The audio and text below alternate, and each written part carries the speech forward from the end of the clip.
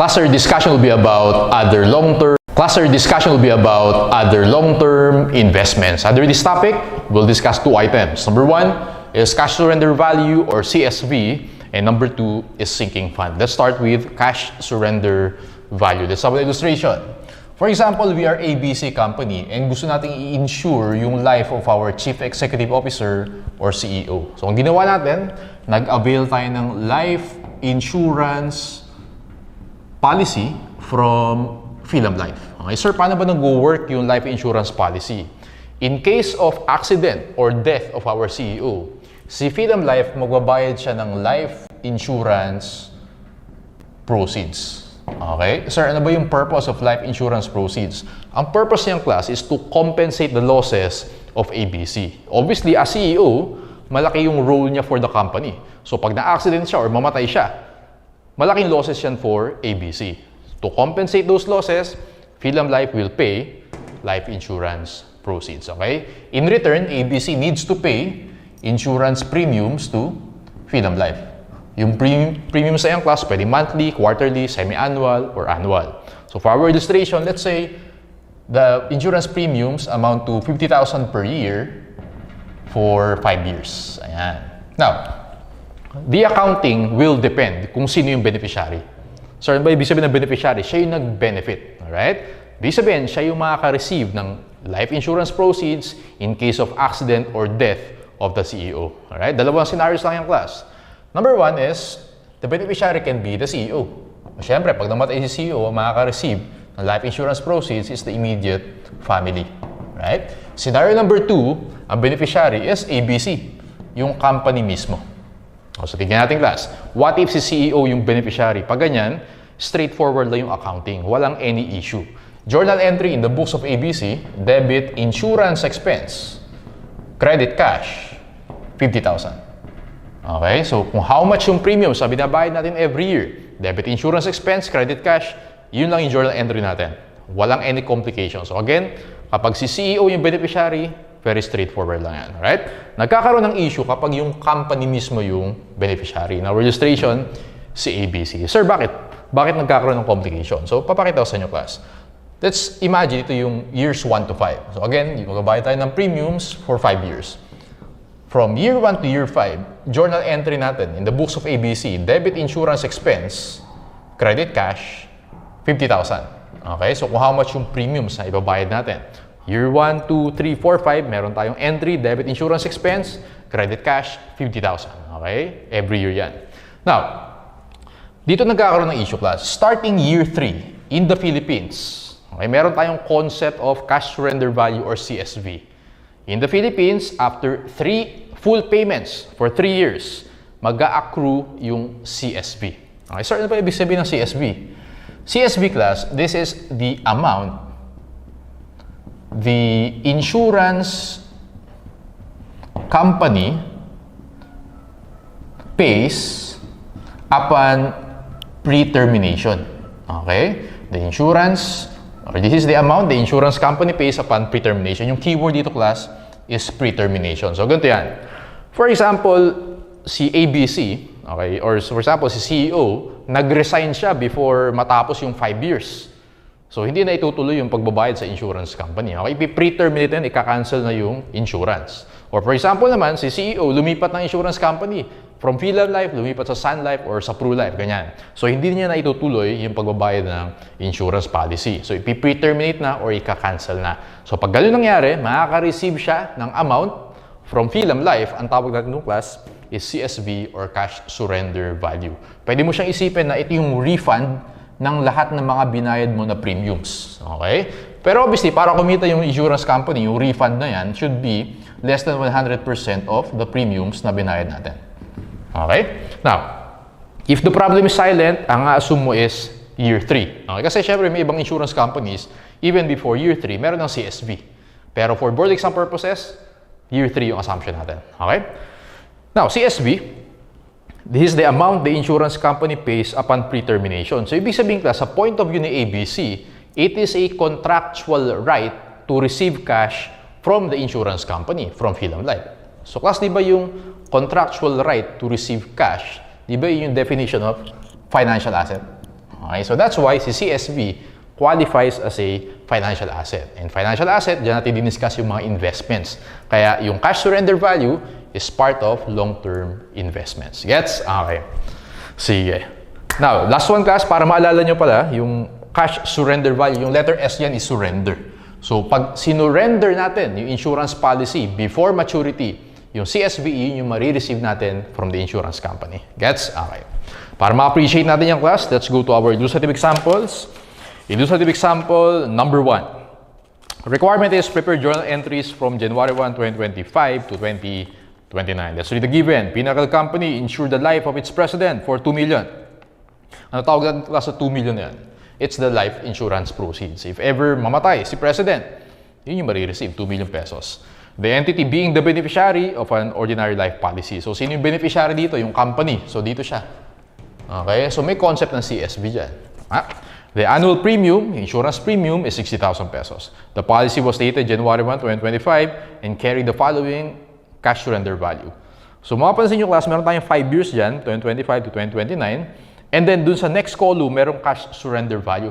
Nag-start siya ng 2027, which is third year. Okay? So, again, nag-a-accrue yung CSV starting year 3 after 3 full payments for 3 years. Okay? The entity followed the calendar year sa accounting period. The president died on June 30, 2029 and the policy was collected July 31, 2029. So, take note dun sa mga dates. Okay? So, pakita ko class yung journal entries para mas ma-appreciate niya. Illustrative example number 1. First entry natin, January 1, 2025. Nagbayad na agad tayo ng insurance premium na 60,000. Entry natin, debit insurance expense, credit cash, 60,000.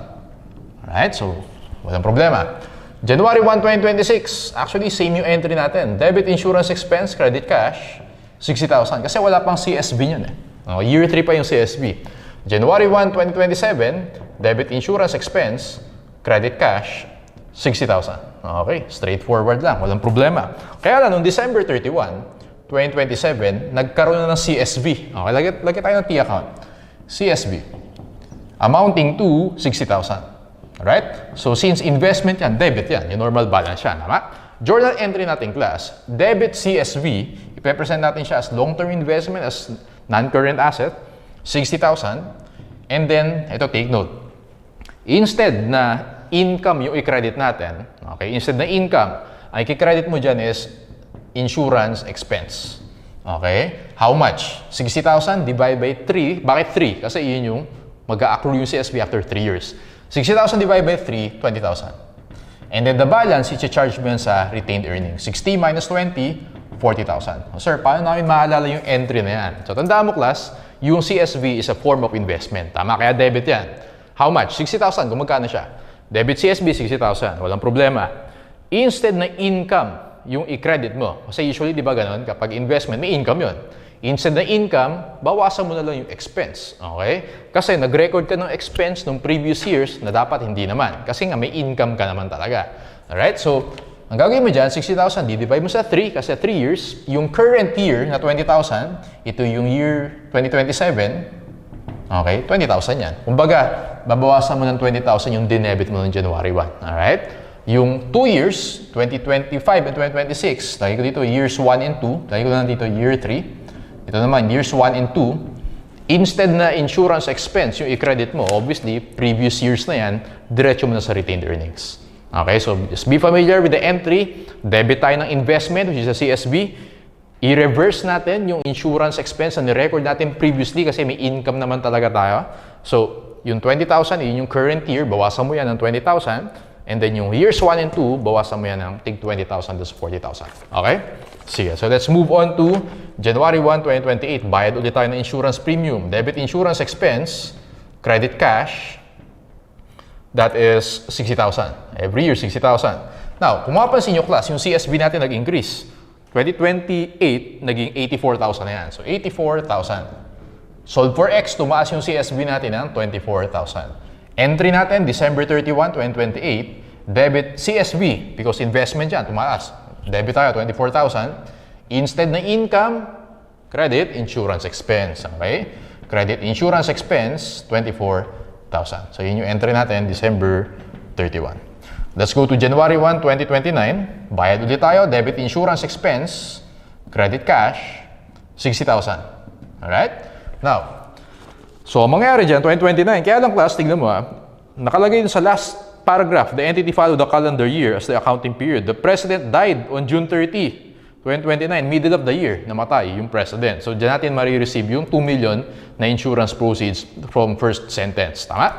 Kaya lang class, since January 1 ka nagbabayad, 60,000, tama ba yung 60,000 yan? For 1 year yan kaya lang, namatay yung president ng middle of the year. Okay, so sobra ng 30,000 yan. Tama ba? So, take note. So, ang gagawin ko dyan, nung namatay yung president, well, i-update muna pala natin yung CSV natin. Okay? Kailan namatay? June 30, 2029. Okay. So, nakita mo ba dyan, class, yung ending balance ng CSV, 116,000? Tama? Kaya lang, yung 116,000 na yan, syempre, end of the year yan. So, ang gagawin ko dito, tama ba, class? 84,000, naging 116,000, solve for X. So, tumaas siya ng 32,000. Okay? Kaya lang, yung 32,000 na yan, for 1 year. Hanggang December 31. Namatay yung president June 30. Hatiin natin. Times 6/12, 16,000. So, i-record mo lang na increase ng CSV from January 1 to June 30, 16,000 lang. So, entry ko dyan, class. Update ko muna. June 30, 2029. Debit CSV, credit insurance expense. How much ulit? 16,000. And then, yung journal entry, nung namatay yung president, debit cash. How much yung marireceive natin? 2 million. Tama? Yan yung amount ng insurance policy. Now, credit CSV. Tanggalin mo na yan kasi na-receive mo na yung policy, dapat wala ka ng CSV. How much class yung balance ng CSV natin?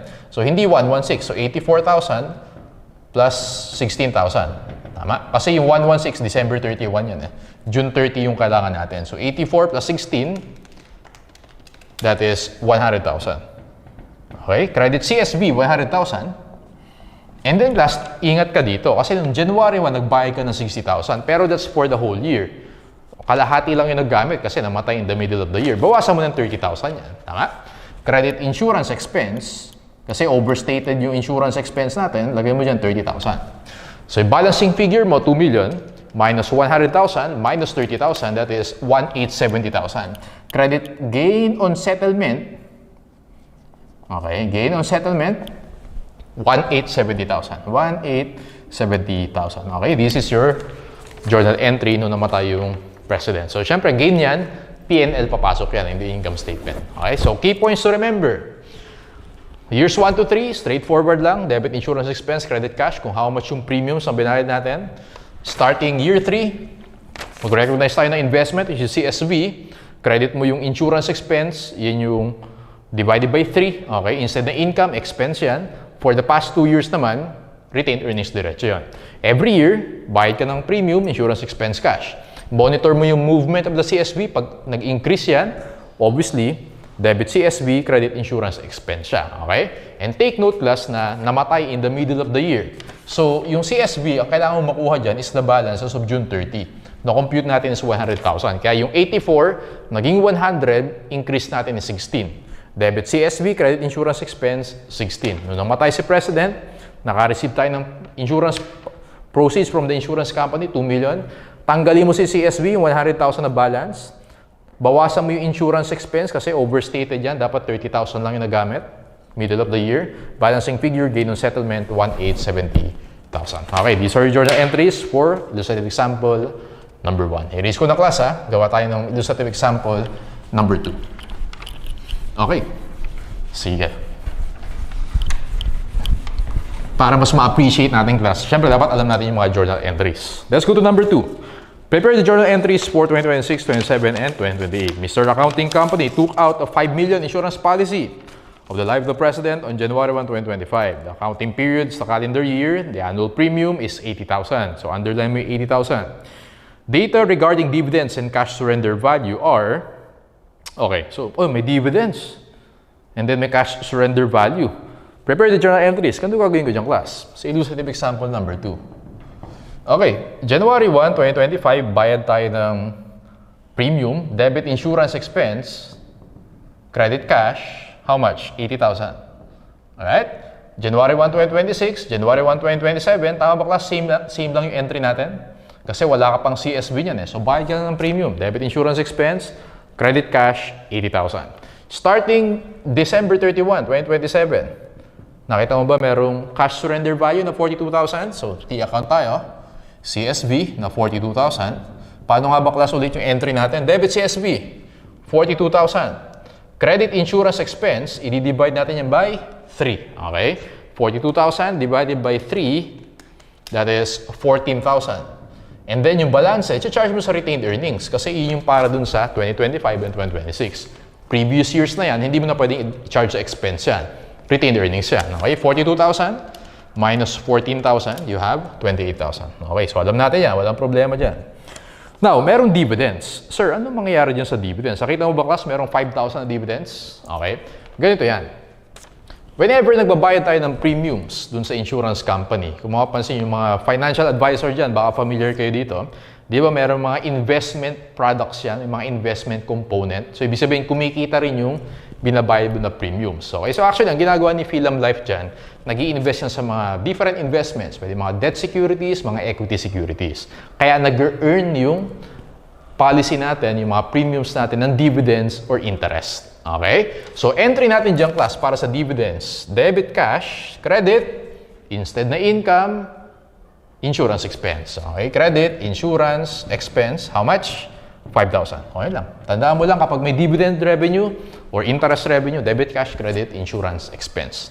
Take note, puro ang credit mo instead na income, expense. Kasi binabawas sa atin yung nirecognize sa atin na expense ng prior years. Alright? Let's go to January 1, 2028. Nagbayad ulit tayo ng premium, debit, insurance, expense. Credit, cash, 80,000. Alright? And then, cash surrender value ng 2028, nakita mo yung 47,000? Okay, so lagyan natin dito 47,000. Sold for X. Tumaas ng 5,000. Paano ulit yung entry natin, class? Debit CSV, credit insurance expense. How much yan? That is 5,000. So, class, yung retained earnings pala, applicable lang yan dun sa initial recognition, ha? Okay, subsequently, ganito na yung entry mo. Debit CSV, credit insurance expense. Now, nag-earn tayo ng dividends amounting to 6,000. Again, entry natin, debit cash, credit insurance expense, dividends natin, 6,000. Ayan. So, these are the journal entries. Pag tinanong, how much yung CSV natin? Hindi 47,000. Pag tinanong, how much yung insurance expense for the year? Nag-recognize ka ng 80, i-minus mo yung 5, i-minus mo yung 6. So, how much yun? 80,000 minus 5 minus 6. Pag ang tanong is insurance expense, 69,000 yan. Okay? So, ganun lang siya. That's for illustrative example number 2. So, gawin natin, class. Let's go to multiple choice. Punta ka dun sa investment property na handouts natin. Naalala mo, may in-skip tayo ng exercises dun. Punta ka dun sa number 6. Okay? Main problem, number 6. Hindi ko muna ito i-erase para mag-refer tayo dyan. Main problem, number 6. Apply natin, class, yung concepts.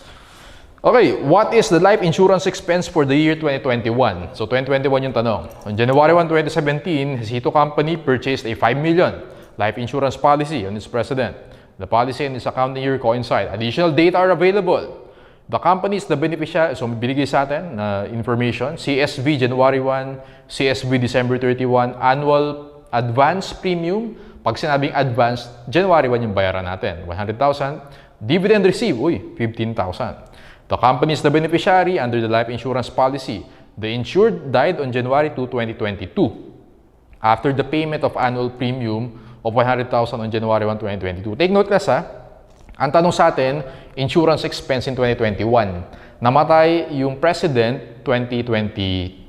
Alright? So, paano gagawin natin dyan? Well, hindi na ako mag-journal entry kasi alam na natin yan. Anong tanong sa atin? What is the life insurance expense? So, gagawin ko, magsi-CSV muna ako dito. And then, lagay tayo ng insurance expense dyan. Okay? Tama ba, class? Yung CSV natin, beginning balance, 245,000. And then, ending balance, 270,000. So, nag-increase, 245, naging 270. So, how much ba yun? 270 minus 245, that is 25,000. Iyan yung increase ng CSV natin. Okay? Now, how much yung premiums na binabayaran natin every year? Tama ba, class? 100,000. Alam natin, entry natin sa premiums, debit insurance expense, credit cash. Lagay mo sa insurance expense yan. And alam natin, pag nag-increase si CSV, 25,000. Di ba? Pag nag-increase si CSV, nag-credit tayo ng insurance expense, o di credit yan, 25,000. And then, pag may dividends na 15,000, entry mo sa dividends, debit, cash, credit, insurance expense. So, di 15,000 dyan. O, ganun lang. Since alam natin yung journal entries, madaling i-compute. So, 100,000 minus 25,000 minus 15,000. Answer mo dito, class, 60,000. Answer, letter C, 60,000. Okay? Again, basta alam mo yung journal entries, straightforward lang yan. Okay? Pakita ko na rin sa inyo, class, kung ano yung entry noong 2022, nung namatay yung president. Ganito kasi nangyari dyan, class. January 1, 2022, nagbayad ng insurance premium. Tama kasi advance premium, debit insurance expense, credit cash, 100,000. The next day, January 2, 2022, namatay yung president. So, ano mangyayari dyan? Debit cash, which is yung insurance proceeds na 5 million, credit CSV, tanggalin mo na yung CSV mo. Siyempre, wala na yan. Tama? So, how much yung CSV? Ito pala, 270,000. Wala na yan. 270,000. And then, remember class, yesterday, January 1, nag-record ka ng expense for the whole year. O dapat wala yan kasi di mo naman nagamit. So, tanggalin natin yan. Credit insurance expense, 100,000. And then, balancing figure natin, gain on settlement, 5 million. Minus 270, minus 100, that is 4,630,000. Pag tinanong ka, how much is the gain on settlement to be presented in the P&L, sagot mo dyan, 4,630,000. Okay, so that's for cash surrender value.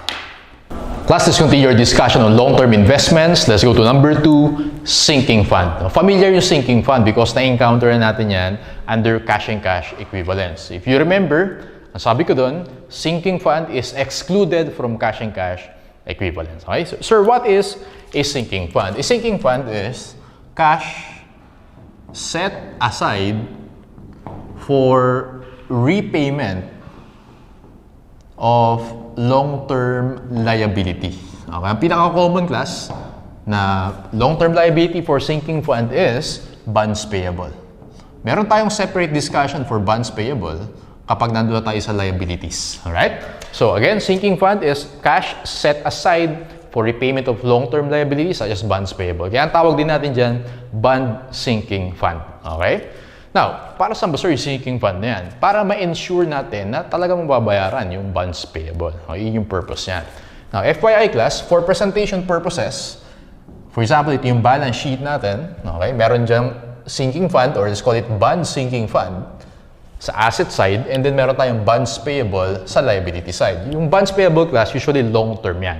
Matagalan yan. So, this is presented as non-current liability. So, remember na imi-mirror natin or ipaparallel natin yung classification. Because bonds payable is non-current liability, yung bond sinking fund natin should be presented as non-current asset. Matandaan nyo na, imi-mirror natin yan. Okay, now, sir, paano ba nag-work yung bonds payable? So again, meron tayong separate discussion for that. Pero just to give you an idea, for example, tayo si ABC, kailangan natin ng 10 million pesos. So ang isang way para mapag-generate tayo ng cash, mag-i-issue tayo ng bonds payable to the bondholders. For example, meron tayong 3 bondholders, X, Y, and Z. So si X, Y, and Z, again, tawag natin sa kanila, they are the bondholders or sila yung mga investors. So i-invest sila sa atin ng 10 million cash. And then, in return, magbabayad tayo kay XYZ ng interest and principal. Kaya meron tayong liability which is bonds payable. Alright? Now, the accounting for sinking fund, specifically bond sinking fund, will depend kung sino yung mag-a-administer or magmamanage ng fund. Dalawa lang yung class. The fund can be administered by the entity. Okay? In this case, ABC. Or, second scenario, the fund can be administered by the trustee. And usually, class, yung mga trustees na yan in the Philippines, usually mga bangko yan, mga banks. Right? So, ulitin ko, class. The accounting for bond sinking fund will depend kung sino yung mag-a-administer. Pwede yung administer ng ABC, sino nag-issue ng bonds, or pwede yung administer yan ng third party, ng trustee. Example is bank. Okay? Now, kapag administered by ABC, walang problema. Sa ABC, siya bahala magbayad ng interest and principal to the bondholders. Okay, walang problema yan. Kapag naman administered by the trustee, ganito mangyayari yung class. ABC, magde-deposit siya ng 10 million pesos as bond sinking fund to the trustee. Tawagin natin yung trustee na let's say siya si BDO. Okay? Si BDO. Kasi ang banks usually mga trustees na yan. Magde-deposit siya ng 10 million. Si BDO or yung trustee, siya bahala magbayad ng interest and principal. Okay? And since, for example, kasi yung bonds na yan, babayaran for 5 years. Nangyari, 5 years. Okay? Now, si BDO, siya bahala magbayad sa mga bondholders ng interest and principal for 5 years. Obviously, since 5 years yan, may excess cash yan. Yung excess cash na yun, pwedeng i-invest ni BDO. Saan niya pwedeng i-invest yan? Pwede niya invest sa mga debt securities. Kapag debt securities, mag-earn niya ng interest.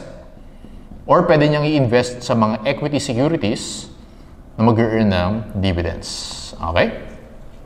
Now, ang gagawin ni BDO dyan, class, magre-report na lang siya kay ABC. Ang tawag dun sa report is Statement of Fund Balance.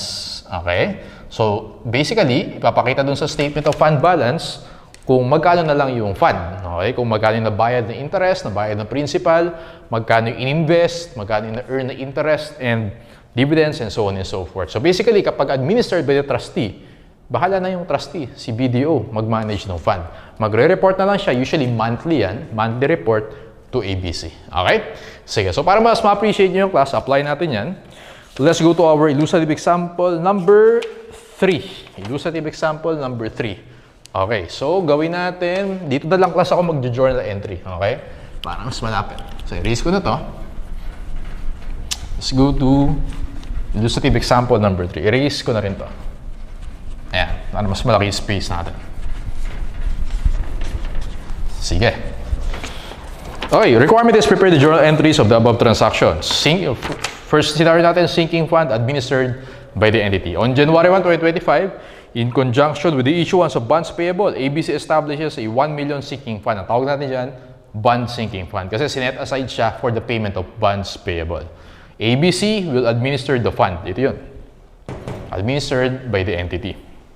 Okay, so pakita ko sa inyo class yung journal entry. So, sa example number 3, kailan siya in-start yung fund? January 1, 2025, 1 million. Entry mo dyan, debit bond sinking fund, which is an investment, okay? Non-current asset.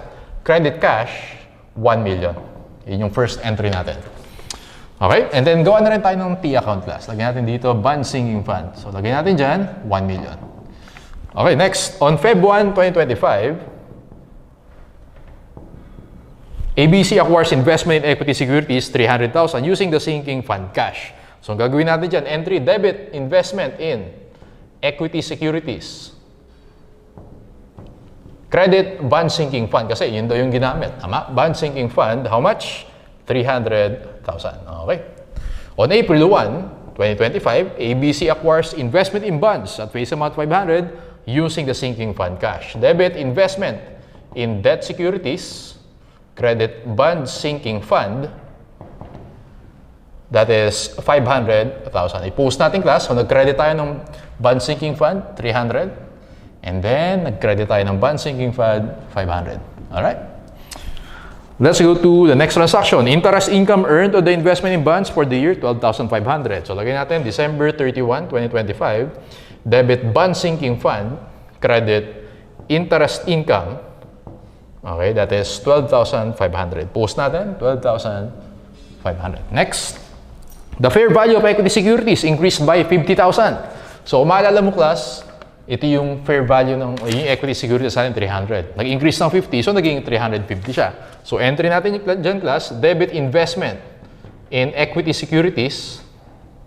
Okay, and then we credit, let's assume na FVPL yan. So, credit unrealized gain in PNL, 50,000. Alright? Next, on March 1, 2026, the investment in equity securities sold for 500. So again, yung equity securities natin, 300 plus 50, 350 na yan. So binenta daw. Ano yung entry natin dyan? March 1, 2026, debit cash for 500,000 and then transaction cost amount to 100. Inet na natin, 500 minus 100, that is 400,000.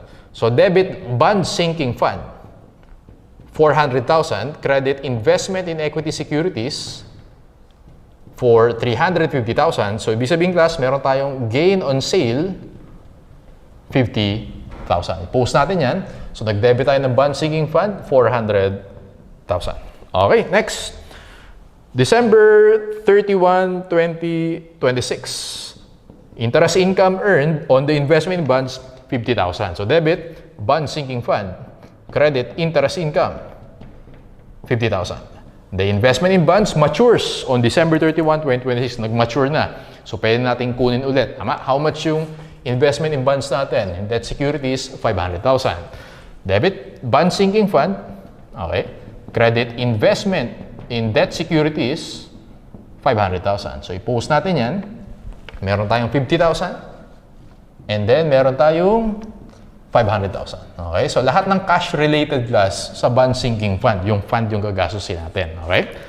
Next, on January 1, 2027, the sinking fund is used to retire the bonds payable with face amount of 1 million and accrued interest of 120. Yun naman talaga yung purpose nung sinking fund natin is to retire the bonds payable. So, entry natin class, January 1, 2027, debit bonds payable, that is 1 million, meron daw accrued interest.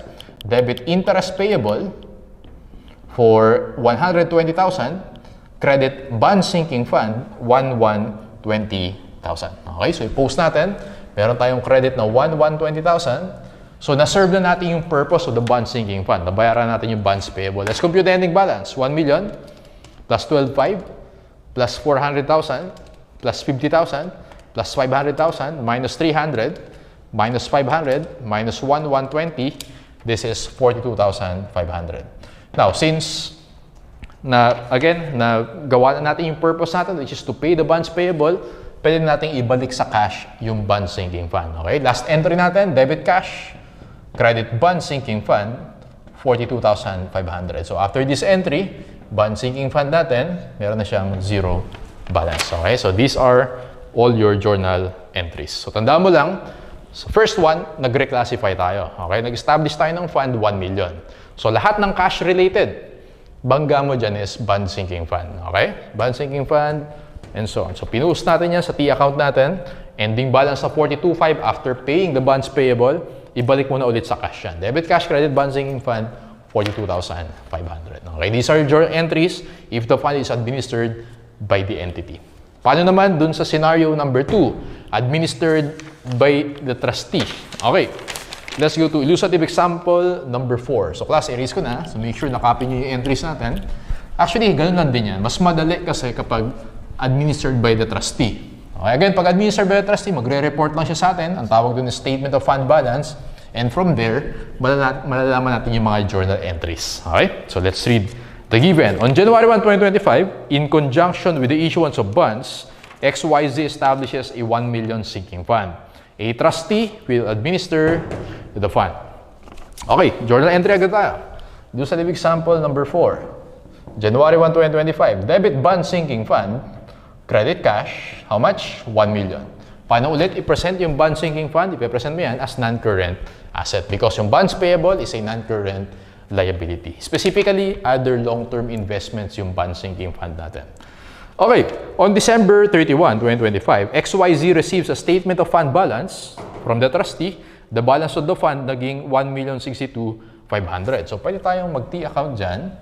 Originally, bond sinking fund natin, 1 million. And then, nag-report sa atin yung trustee, naging 1,062,500. So, for X, tumaas siya ng 62,500. Okay? So, December 31, 2025, entry natin, debit bond sinking fund, credit investment income. Kung ano mang income yan, pwedeng interest income, pwedeng dividend income, but basta income siya. Okay? Tawagin lang natin siyang investment income. How much? 62,500. Next, on December 31, 2026, XYZ receives a statement of fund balance from the trustee. The balance is 1,162,500. Naging 1,162,500. Sold for X, tumaas ng 100,000. Entry natin, debit bond sinking fund, credit investment income, how much? 100,000. Okay? Kung mapapansin nyo ka, straightforward lang. Kung how much yung nare-report sa atin, nung trustee, ina-adjust lang natin yung balance ng bond sinking fund and re-recognize tayo ng investment income. Okay? January 1, 2027, January 1, 2027, sabi dyan, XYZ receives a notice of settlement of the bonds with a face amount of 1 million and accrued interest of 120,000. Debit bonds payable, 1 million. Debit interest payable, 120,000. Credit bond sinking fund, 120,000. Okay, yun yung entry natin. I-post natin yung class, 1162,500. Mag-credit tayo ng 1120,000. So let's see the balance. 1162,500 minus 1120,000, 42,500. Since nabayaran natin yung bonds payable, pwede na natin ibalik sa cash yung 42,500. Journal entry, debit cash, credit bond sinking fund, 42,500. These are your journal entries if the fund is administered by a trustee. Okay, given all the journal entries, sagot naman tayo ng multiple choice. Let's go to main problem number 7. Main problem number 7. So, dito na lang ako magsasagot. Okay, main problem number 7. Para hindi natin ma-erase yung journal entries. Okay. The following information relates to the bond sinking fund that Lea Company placed in trust as required by the underwriter. Pag sabi mo underwriter, hindi yung trustee. Okay? Bond sinking fund, January 1, 2021. May account tayo dyan. Bond sinking fund, 4.5 million. Okay? And then, additional investment, 900,000. So, lagay natin dito yan, 900,000. Dividends on investment. So, kapag may dividend ka, ano yung entry mo doon? Debit bond sinking fund, credit, dividend revenue. Okay, so mag-i-increase yan. Alright, so lagay mo dyan, 150. Interest revenue. Debit bond sinking fund, credit interest revenue. So, increase ulit yan. And then, administration cost, yung mga expenses, kung sa revenue, nag-i-increase yung bond sinking fund. Therefore, kapag expenses, debit expense, credit bond sinking fund, decrease naman yan. So, how much ang class? 50,000. And then, carrying amount of bonds payable, 8 million. Wala naman sinabi sa problem na binayaran na yung bonds payable, so huwag kang mag-credit dyan. So, let's compute for the ending balance of the bond sinking fund. Okay? 4.5 million plus 900,000 plus 150,000 plus 300 minus 50,000. Answer mo dito, class, 5.8 million. Letter B. Easy. Okay. Alam natin yung journal entries. So, madaling, pagka multiple choice, T-account ka na lang. Ulitin ko, ito yung beginning balance. So, since this is an investment, debit balance yung normal balance yan.